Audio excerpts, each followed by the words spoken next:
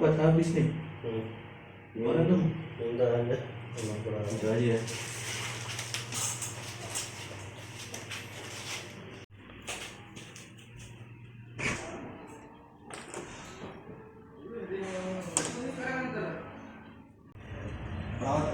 Ini obatnya sudah habis.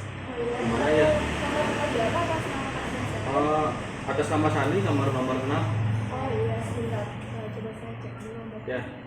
Ini saya tanyakan ke apoteker dulu, mohon ditunggu sebentar ya Pak. Oh ya, yang cepet ya, soalnya ini udah waktunya minum obat. Oh iya.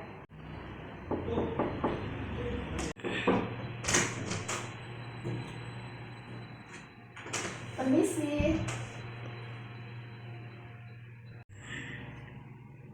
Jadi gimana? Udah ada obatnya? Mohon maaf Bapak, apotekernya sedang melayani pasien yang lain, jadi obatnya belum disiapkan. Loh kok kayak gitu Mbak? Saya ini pasien VIP loh di sini Mbak. Saya udah nunggu lama Mbak di sini Mbak. Sabar.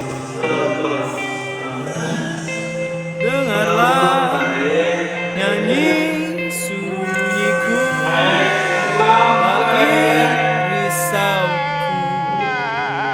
dulu terpendam menyala dalam hayatku.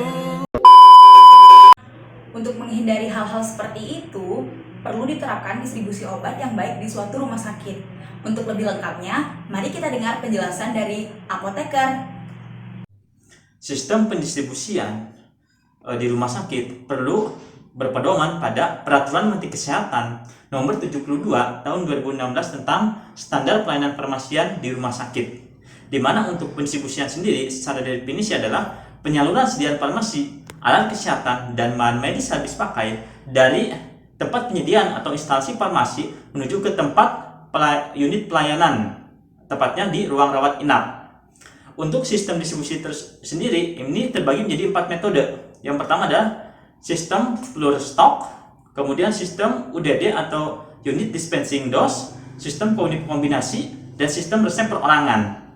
Untuk kasus yang terjadi di rumah sakit tadi, memang terdapat hambatan dalam pendistribusian obat, sehingga ada beberapa pasien atau mungkin ini salah satunya yang tidak mendapatkan obat.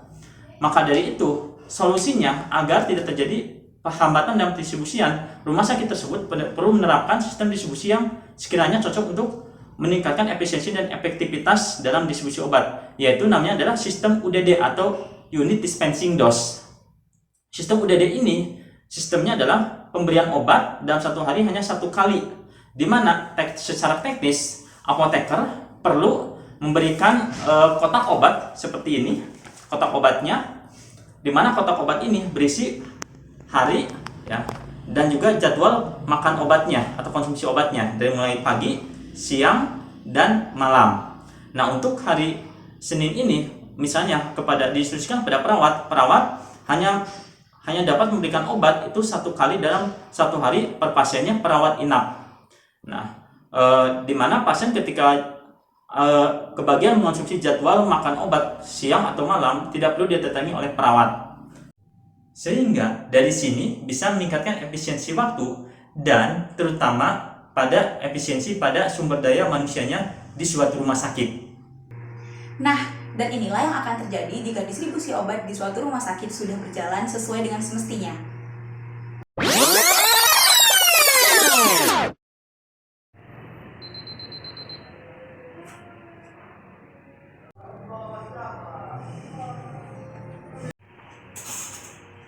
Udah waktunya minum obat? Ambil deh tolongnya. Iya.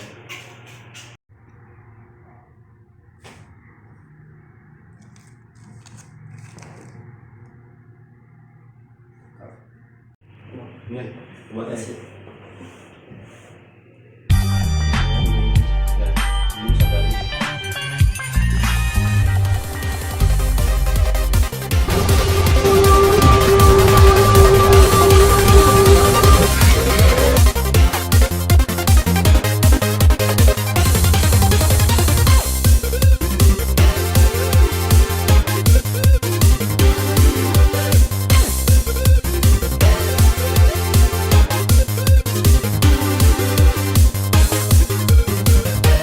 Loh kok kayak gitu Mbak? Saya ini pasien VIP loh di sini Mbak. Saya udah nunggu dari lama dari tadi Mbak. Ah.